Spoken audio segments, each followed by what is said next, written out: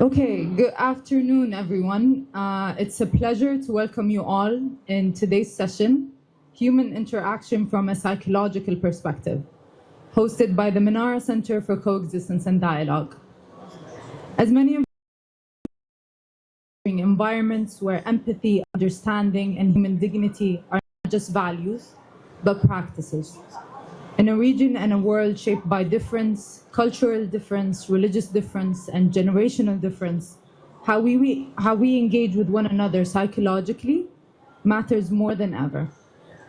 Today, we're joined by three deeply experienced voices whose lives and work have explored this question from a profoundly different angles: clinical, spiritual, institutional, and cross-cultural. Heart and society. My first question is to all of you.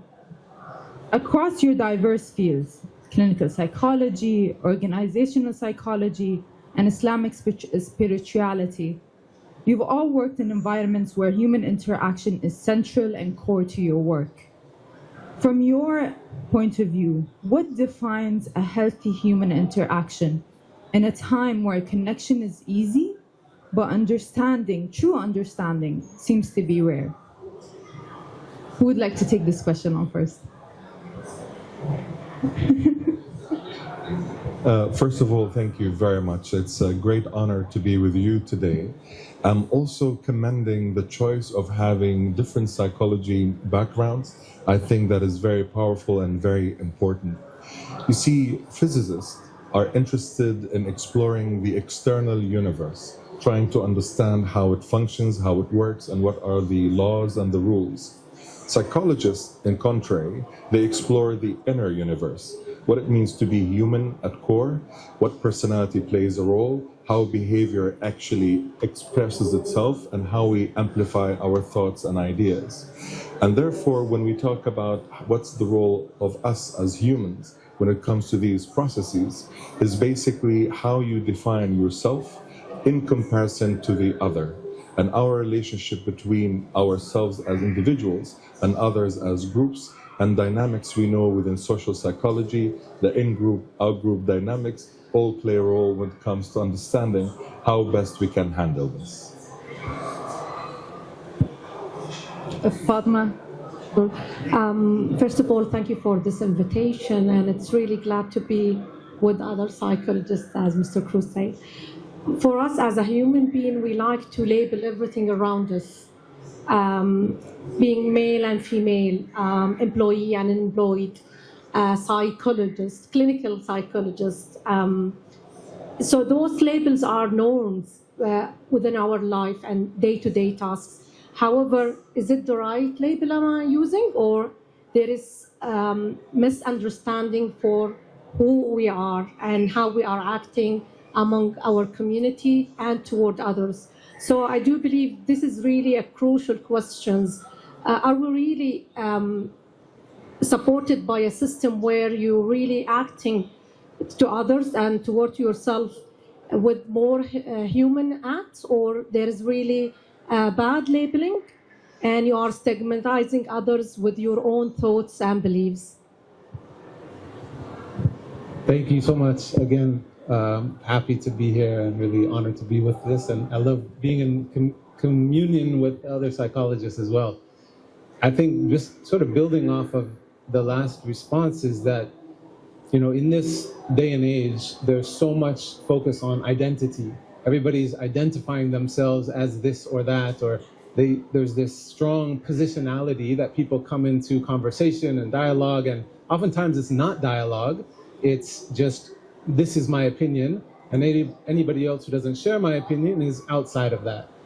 And what we miss often in our human interaction is trying to experience, and I really say experience, what we have in common, not necessarily trying to get at the ideas that we share that are similar, but if we were to just be more embodied in our humanity, and when we greet people, even when we interact with people, if we were to do it from this place of, I'm a human being, what makes me a human being is I have this body, I have this embodied experience of my individual experience, and I have a heart. And the heart, being the center of the human being, puts us in a position to really come into a place of connecting beyond the ideas and the thoughts and the identities that we get caught up in, that are really caught up in our a surface level of who we think we are, that has a lot to do with our rational mind and our cognitive understanding of our experience here in this life. And there's this deeper level, like you said, psychologists deal with the inner world. That inner world, if we were to come from this place and connect from this place of the heart, we would find that the similarities way outweigh the differences, because we're all embodied, we all have hearts, we all need the same things, and we all have the same fundamental identity as a spiritual being, that we have this sort of unseen inner world that is not defined by our ideologies and our cultural identities. Thank you all for that informative, those informative answers. Dr. Rothman, you addressed identity, commonality of us as human beings, similarities. But we often see ourselves, Your Excellency Maqsood, we define ourselves in comparison to the other. We often label others so we can identify ourselves as different from the other as much as possible. So my question goes to Your Excellency Maqsood Cruz. You bring a unique dual lens, organizational psychology, strategic leadership, into understanding human systems. Having led organizations such as Hidayah and now the National Human Rights Authority, your work touches both the inner world of people and the outer world of institutions. And I'd like to start from an outer organizational perspective. And obviously you're a writer on mental health in the United Arab Emirates and a psychologist. You've led institutions tasked with addressing extremism and defending human rights. From your psychological and policy experience, what are the conditions under which individuals shift from othering people to belonging? And how can we embed those conditions in national institutions? That's an excellent question, a big one though. Basically, when it comes to the issue of identity, there are two types of identities. There's identity by birth, this is who I am, this is what everyone else tells you who you are. But then there's identity by choice, this is who I choose to be. So instead of spending years of your life trying to figure out who I am, you can actually decide and make a decision, this is who I want to be. And basically you become that person that you think expresses, reflects the best part of you. Moving from the individual to the organizational level, there are several ideas related to that. Number one, issues related to the power of vision. And therefore, is there a vision at the organizational level? How we can be more inclusive, how we can foster a different dynamics when it comes to the people we're working with. Are we understanding? Are we tolerant? Are we forgiving? And are we accepting regardless of who the people are and what are the differences? Number two, when it comes to the ability to practice what we preach. So there will always be differences. There will always be conflicts in the workplace. And therefore our ability to manage these conflicts, deal with them, being rational enough, understanding enough, and looking into it. The third and the final point I'll mention in this regard, when the COVID-19 took place, we saw an emergence of a new type of leadership. So people working from distance and online, remotely, a lot of mental health issues happen, people feeling demotivated and sometimes not understanding or accepting what is going on.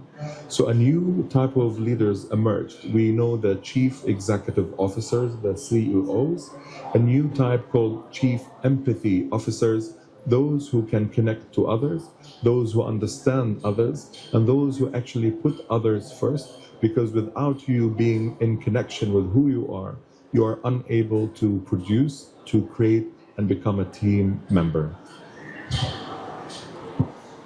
Thank you for that. The beginning of who I am versus who I want to be, I feel, is a question we ask ourselves almost on a daily, on an individual level and on a human scale. Taking it more to an individual level, Dr. Fatma. Dr. Fatma, you lead the psychology department at the National Rehabilitation Center, and you're a pioneer in addiction recovery services in the United Arab Emirates. With 23 years of experience, you bring both clinical depth and public health insight to the table. My question is a very trauma-based individual question, I would say. Addiction and trauma victims often isolate themselves. They cut ties with their families, with their community. In your work, have you seen healing from such challenges restore not just the self, but also one's ability to coexist with others and feel as though you're part of the community and feel part of something larger, a bigger, as His Excellency Maqsood has stated, part of an organization, part of a team? Well, just talking about addiction itself, it's a stigma in the community, and people felt that they are out of the stream, not being accepted anymore once they've been labeled with that. So imagine a person spent half of his life using drugs, being addict, neglecting his own needs, his family, and being part of the community. And once he took that decision to be a new person, getting through treatment, one of the main milestones in his treatment to accept that he's that person. And regardless if he been enforced or it was his choice to be an addict, he's now a new person. He can go forward with his goals in life and to be really participating within his ward and within the community and within the right way. So just talking about, before talking about addicts, we are as a human, we are at three main parts. It's your thoughts, emotions, and your actions toward others. So if that system is destroyed and dysfunctioning, it will be really hard to understand what's going on with yourself before understanding the life around you. So this is what we are trying to help our patients, and I emphasize on that they are patients, not criminals.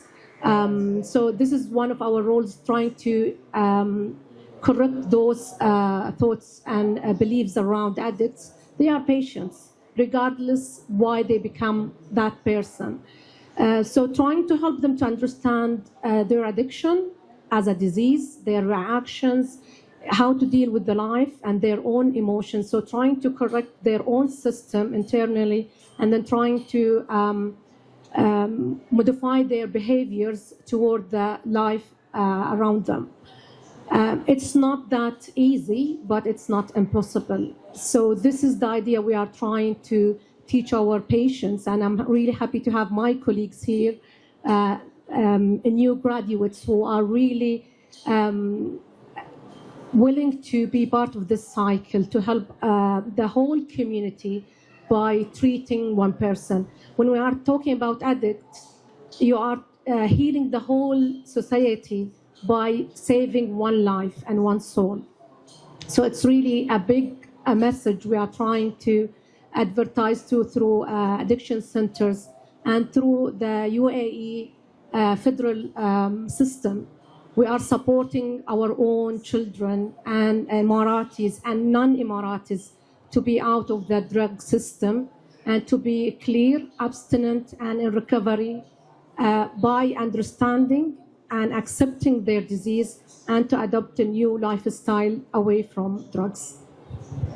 That's such a beautiful thing you mentioned, Dr. Fatma, saving one soul to save our soul. It's such a sad thing that it is still a stigma, and addict victims are labeled as criminals. Although we live in a society that encourages honor and cohesion, and we have those in Islamic thought as well, those ideas of mercy, justice, connection, community, they encourage those ideas. So my question is to you, Dr. Rithman, Dr. Abdullah Rahman is a global thought leader in Islamic psychology, bringing faith. He's the founder of Dar al-Shifa and executive director of the International Association of Islamic Psychology. From your point of view, in Islamic psychology, it's not just about the self, it's not just the mind, it's the soul's relationship with God, with others, and with the world. What does that worldview help us understand coexistence, not just as outer peace, but the inner alignment with our Islamic values of mercy, justice, and connection? This is again, a very big question, but it's a very important one.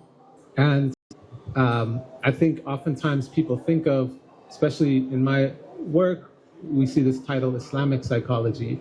And we think, oh, it's religion, and it's the religious psychology, and it's for Muslims. But really, the way that my research focuses on is that it's looking at the Islamic tradition, and you could even say the Islamic paradigm or worldview as a treasure trove of resources for humanity.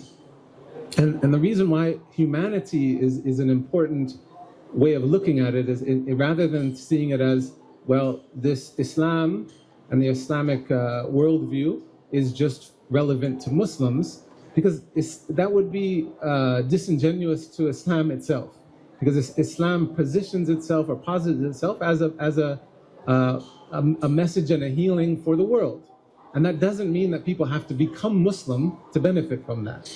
And the reason being is that the recognition of, if we want to look at what does Islam say about psychology, which is, the original definition of psychology in this English word that we use is the study of the soul. Now it really means sort of the study of cognitive neuroscience. But that in Arabic, ilm nafs, it's the study of the knowledge even, or you could even say the science of the soul. And the soul is not this part of our identity where we identify with this religion or that religion or ideologies, but actually the human beings. And so the values, when we look at Islamic values, they are about, like you said, mercy and compassion and the recognition of Tawheed. Tawheed, or unity or unicity, is the grounding principle of Islam and the Islamic paradigm, which means that everything is interconnected. Not only the whole world, but human beings most specifically. And just the idea, like you're saying, if you save one person, you're helping the community. If you kill one person, is humanity. It says, as it says in the Quran. And why is that? Is because we see human beings as one tribe. And this isn't even just an Islamic notion. In all of the Abrahamic faiths, they refer to Bani Adam, the tribe of Adam, the tribe of humanity. So all of human beings are essentially of one tribe. And when we look at it this way, and we try to understand what is the human being and how do we help the human being develop, you would not be able to understand the development of an individual without the development of humanity at large. And so that means that in order to be a good Muslim or to implement the values, instill akhlaq, like good character, but also the process of healing an individual, is that goodness that would come out in somebody's character when we purify our own heart is going to benefit any human being that the person comes in contact with, because it should result in good character, and that good character is about fundamentally putting other people before the self. So that means that anybody that we engage with, especially people who have different views than us, we should be seeing them as potentially on a higher level than us, because that engagement of the interaction with another human being creates this mirror. The Prophet said that the believer is a mirror for the believer. And that mirror is something that happens because we all have a human heart, and that heart reflects this interconnectedness that is essential for both our own individual as well as our collective human development. Thank you, Dr. Rothman. It is true. We need to start working on ourselves, individual development, individual empathy, individual humanity, and that will ultimately cause also a ripple effect into other souls and other humanities. Institutions are a tool to assist with collective development, the human collective development. And Your Excellency Maqsood, in your years of shaping national narratives and working on counter-extremism, have you seen language, whether in media, institutions, or leadership, ability to coexist? What kind of psychological framing do we need to shift from fear-based narratives to one rooted in, as Dr. Rothman stated, shared humanity that we all have? Language is more than just putting some words that have certain meaning. It transcends beyond the linguistic aspect to shaping the frame of how we look into the world. I'll give you a very concrete example. In our beloved UAE, we don't say locals and expats anymore. We say citizens, residents. We are all people of the United Arab Emirates.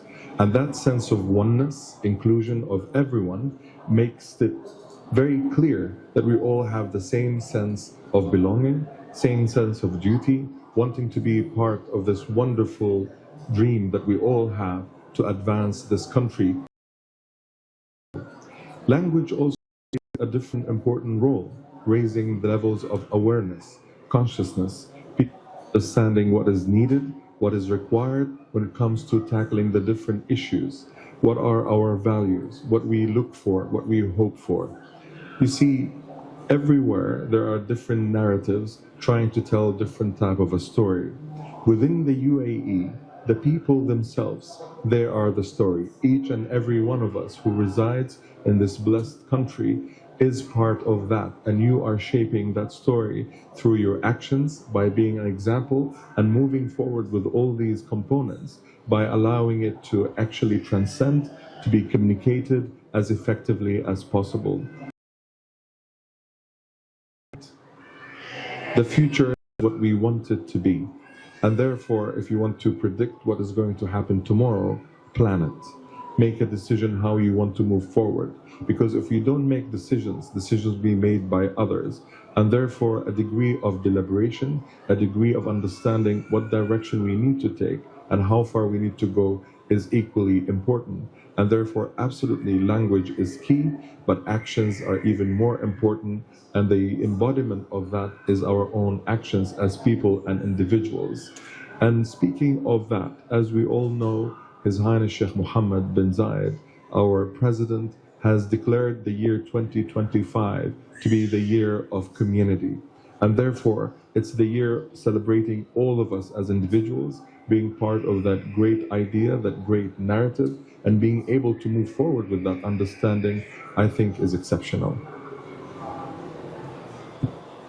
Your Excellency, it is true, we are blessed and privileged to have in the UAE that social cohesion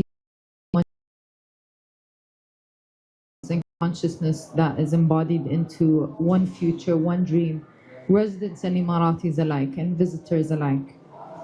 And we have that Emirati story, and we go forward with that Emirati story in our actions. And we do that as we see as an Emirati community, as an Emirati society, and as a country, an Emirati country. We tend to help the other. It is part of our national identity to help one another, to help the disadvantaged as well. We've seen so when we've helped with the packaging for the Gaza conflict that was ongoing. And I believe, Dr. Fatma, you were you were in a humanitarian mission take us to from a place of privilege that we have in the UAE to a disadvantaged place, a place that suffers from a humanitarian crisis. Dr. Fatma, your humanitarian mission to Gaza last year must have been profound and revealed profound stories of both pain and resilience. From a psychological lens, what can we learn about the human capacity to maintain dignity, empathy, and coexistence, even in contexts and places where deep collective trauma exists? Well, thank you, first of all, for your deep research about me and what I'm doing. Well, being part of the mission in Gaza, it was really something, in a personal level, it was really a new milestone in my life. When they first advertised and they announced that they need support from all medical professions, and when I saw the allied health there, I said, well, I'm going. And it was really hidden from everyone till I got the final approval. And then I just get across my family. I told them, well, I'm leaving tomorrow to Gaza. And everyone was, they said, are you sure? Well, we hope you will be safe there. And even through my organization, they've been talking all the time to me, trying to communicate, just to be sure I'm safe. So you can imagine how those under stress, being traumatized by war, how they are feeling. I came from one of the safest country in the world, and I'm proud to say that.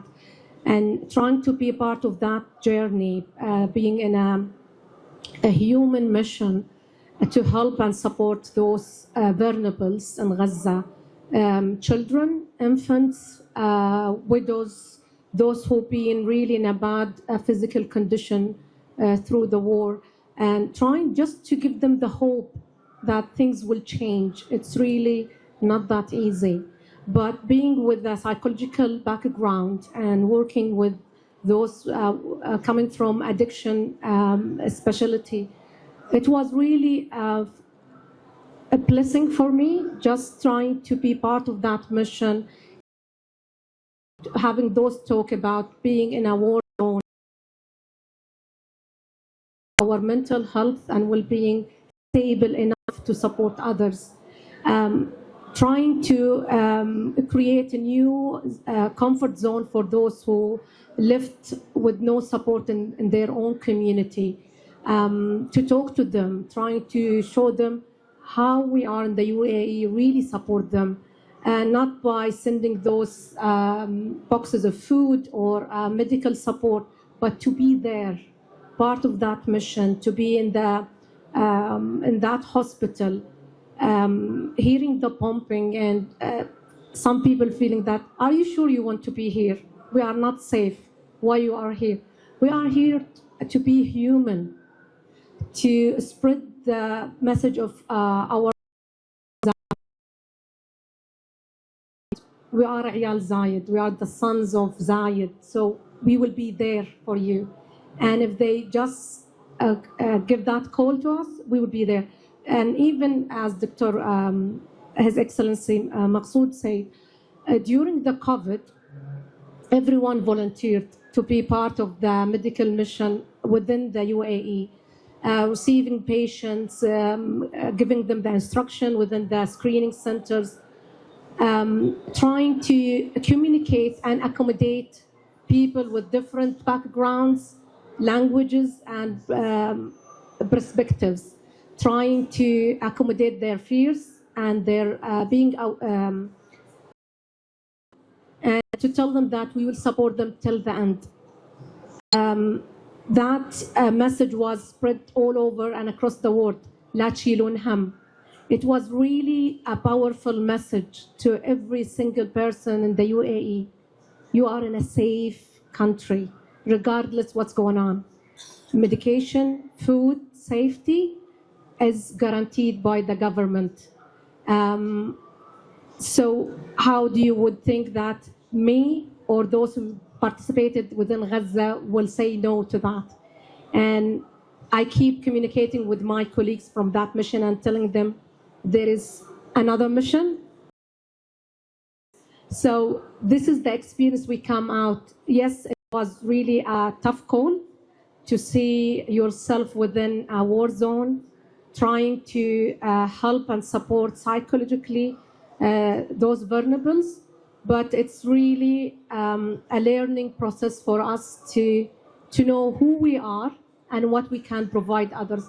Many of those people being part of that mission thought that they can't really manage and they can't tolerate it, but they've been out of it as stronger and defined themselves as a strong person who can really identify themselves with a good label and not to be stigmatized that they lost anything in it. Thank you for that. In regards to conflict,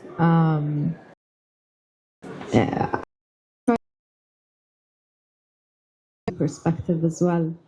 Much of today's conflict stems, and you mentioned this, identity, a wounded identity, feeling unseen, unloved, unprotected. And we've mentioned those themes with addiction and trauma as well. How can faith-based approaches, or let's not say faith, since you said it's a humanity approach, like yours, restore a sense of belonging and shared deepening in-group, out-group, us versus the other divide? Yeah, I think this is the key. This is what's needed, and the how to do that is often what's missing. And because we, in this contemporary world, in this globalized world, we're so disaggregated and we're so spread out, and that we're trying to coexist, essentially, or exist in vastly different ways of understanding the world. And I think it used to be in pre-modern society, smaller enclaves where we had, even if we didn't have the same theological way of understanding our worldview, there were collective, communal, even economic things that kept people connected and working together and being able to work together. And so now that there's this disaggregation and spread out globally with all these vast different ideas, and people have access to so much information, and people get so stuck in their ways, that I think we've forgotten how to be in community with one another. And community does not mean you agree with everybody. It means you work together, coexisting, just like when we talk about faith, like if we look at the early society or community in Medina, in the start of Islam, it wasn't all Muslims. But there was part of what Islam brought was a system, a communal system of how do we all coexist together, even if we don't do things the same way, we don't have the same laws we abide by, there's still clear laws of humanity and coexistence that we need to work together. But what was it that made the people of Medina be able to get together and work together is that they were in close proximity to one another. They knew each other. So even if they had different beliefs, they would be building a wall together, or building a fence together, or building a part of the town together, buying vegetables from one another. And so there's this experience on a daily heart-to-heart level where this is Fulan, this is the guy I know, and he does this thing, even though he believes it's other thing than me, I see his character. And that concept is usra in Arabic, which means that we community, and we're in context on a very real level of like, I know this person because I've seen them in action and I've interacted with them. You don't need to get stuck on, oh, he believes different and we have these differences. There, that it creates the way where we can engage. And this is when you are experiencing living in community. This is why I love living in the UAE, because it's so diverse. And that diversity is a mercy. And this is what the Quran said, the different colors and languages of the people is a mercy. And what that mercy does is, and this is the how, this is the methodology, is by actually attending to and learning from and appreciating the differences, is how we become more enlightened. And then have this place where it's like, well, this is my belief and I'm going to stand firm in it. It doesn't mean you're totally extending to the other way and changing your beliefs and somehow giving up who you really are. No, and this is what people do. They're either staunchly authentic to who they are, or they're completely giving up who they are, and that's not what we need to do. Is have this balance between authenticity and flexibility, and that balance only really comes when you can, in a learned way of being engaged with diversity and learning how to be in true dialogue. And what I see oftentimes in like interfaith dialogue or coexistence, where we have in common, because it's easier, but it's on a surface level. What we really should be doing, and what is possible, is if we stand really, this is what I believe, this is my paradigm, this is what I believe. It doesn't mean that I have to define it in opposition to the other person. It actually means that this is where I stand, but I'm going to be flexible to learn to see through your eyes and see like, wow, mashallah, that's beautiful that you see things that way. Or even if I don't think it's beautiful, let me at least entertain it, because it will enrich my way of thinking and it will enrich our ability to understand of the community. We always say in Manara, what we aim is not to agree with one another, but agree to disagree at least. Understand it from the other perspective. If I may push a little bit, your answer put a quote from Yuval Hariri's book Nexus. He says, you stated we're so global, we forgot what it means to be in a community and how to work within a community. Yuval Hariri mentions this so much. AI, we have so much information that we think we're wiser.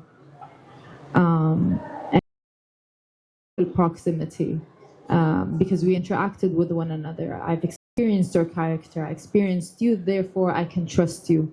How can we achieve that, given now tribes even have changed? We're family tribes, and then we became nation states. And with the founding of the printing press, the internet, and now AI, that will change more and more. How do you see that from an Islamic psychological or humanitarian psychological perspective? And any of you can answer that question if you want to jump in, of course. I'll just start it off and say that the end of that question was our thought process or changing our way of thinking, but that's not it. That's not enough. And that's why in Islamic psychology is not just thoughts. That's like one aspect of the human being, the aql level, but there's the nafs, there's the ruh, there's the qalb, there's all these dynamic aspects, and the jism, the body, the embodiment. And so I think the answer to how do we do it psychologically is the physicality, the proximity. And so it means we must, especially in a globalized world, we must have communal spaces.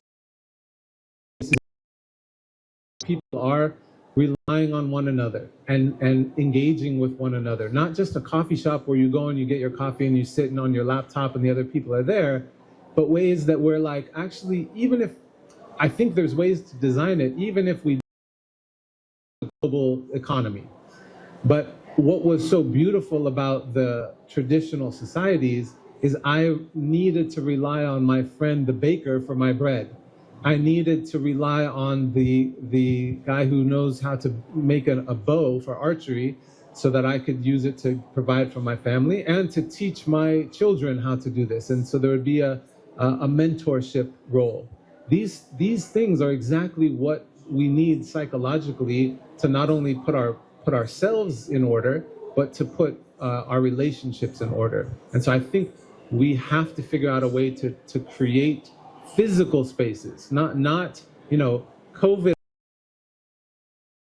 Another result of it was everybody got so used to being in their homes and connecting with people online, and people think that's, no, we're connected, but it's not the same kind of connection.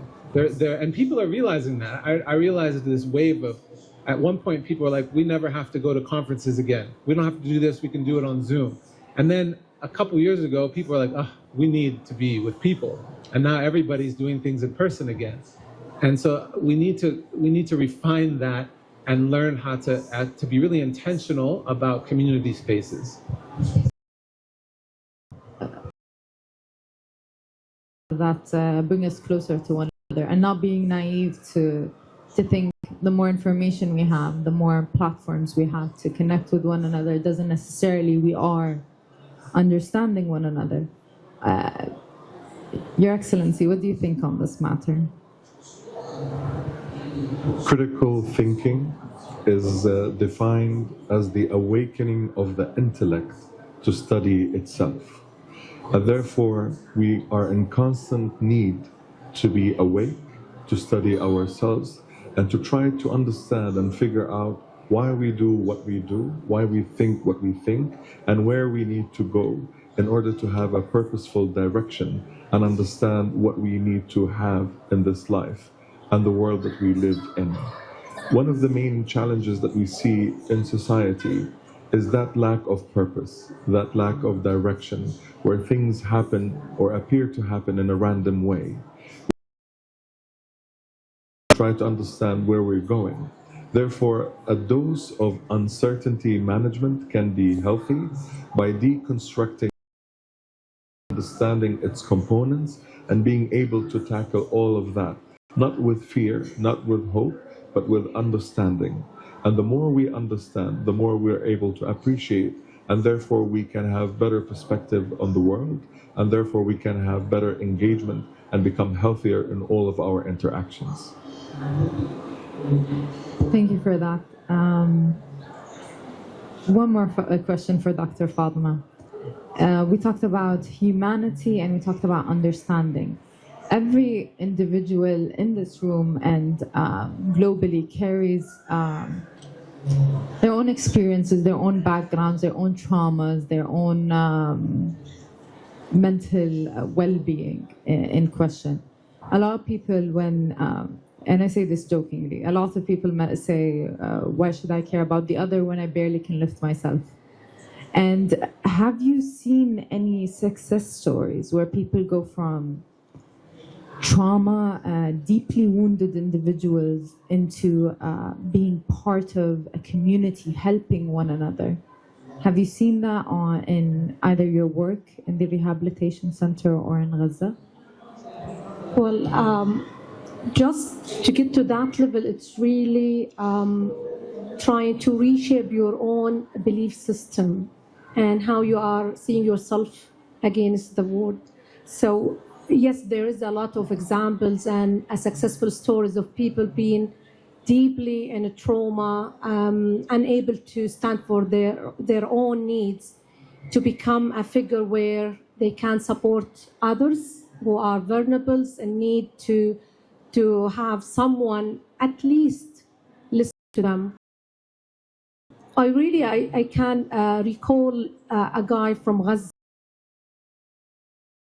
diagnosed with depression even before the war, and he was really getting through those episodes on and off and not being able to understand why he's really depressed, why he can't create a safe zone where he can performing the way he would like to see himself, to have his own family and children.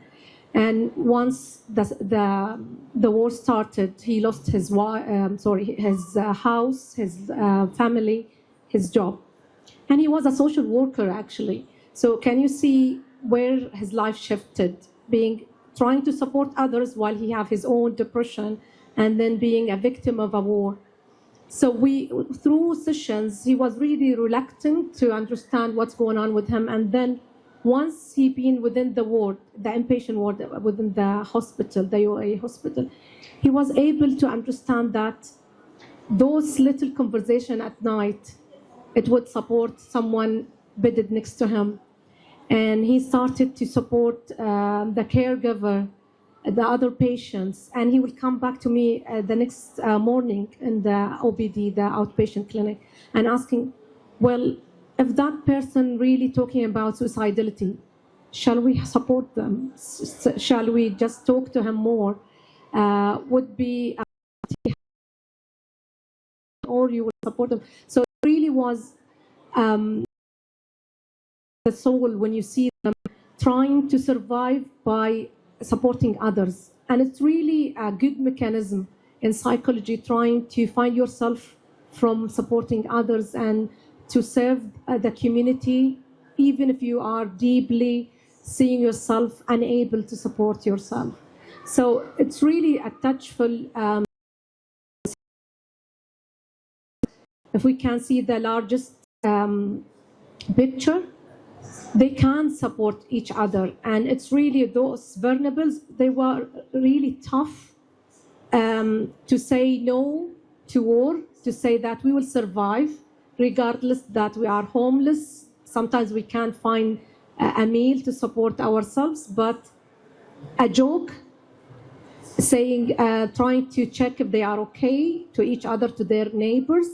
It's really a good system that we learned from it and supported us as professions to see the large picture and to survive through that time and to help them even across the service we are providing.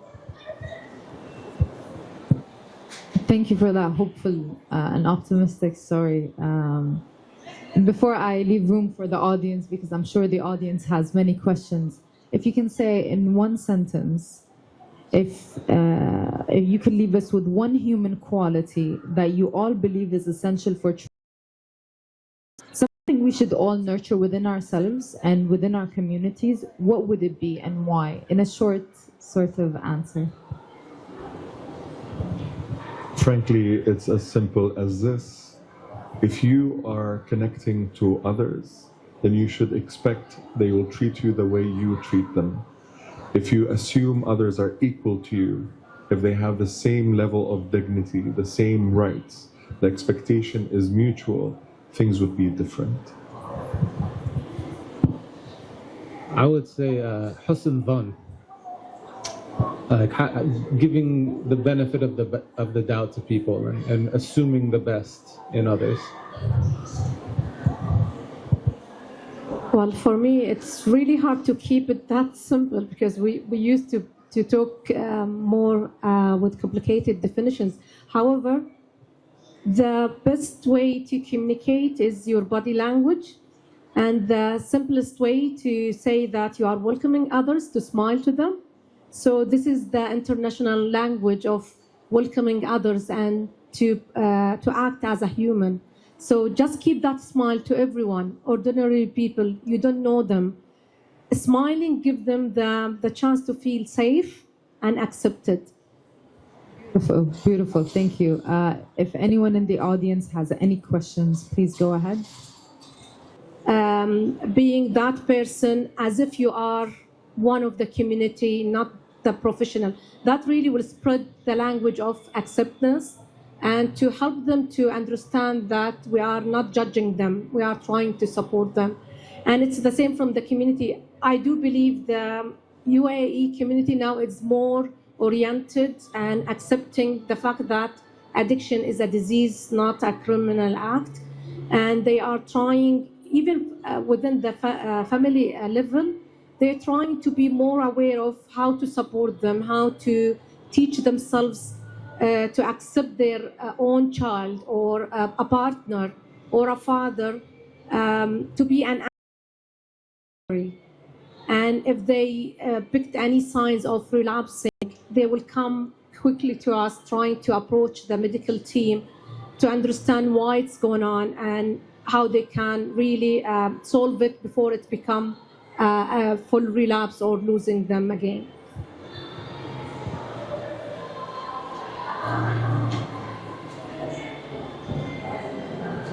So, thank you for that, Dr. Fatima. Since there are no more other questions, I'll conclude. First of all, I'd like to personally thank you on behalf of Manara for the honor of visiting our booth and engaging in such a meaningful dialogue on how psychology is an important aspect of coexistence. At the Manara Center, especially, we always say that coexistence is not limited to policymakers or faith leaders or politicians. It is the responsibility of every individual. It is the responsibility of every sector. And we need every sector to make sure that peace is possible, that coexistence is possible, and to be able to put it into practice rather than visionary statements. This session reminded us that psychology is not just the science, it is the art of relationship, the art of human relationship. Whether through the lens of trauma recovery, spiritual reflection, or systems leadership, our panelists have shown us that understanding the human being. Thank you to our distinguished speakers for sharing your insights, and to you all for engaging in this dialogue. May today's conversation inspire new ways of listening, healing, connecting in your work, your families, and your communities. Thank you. May I also thank you for your fantastic moderation, excellent engagement, and being such a wonderful intellect. You made this conversation worthwhile, so thank you.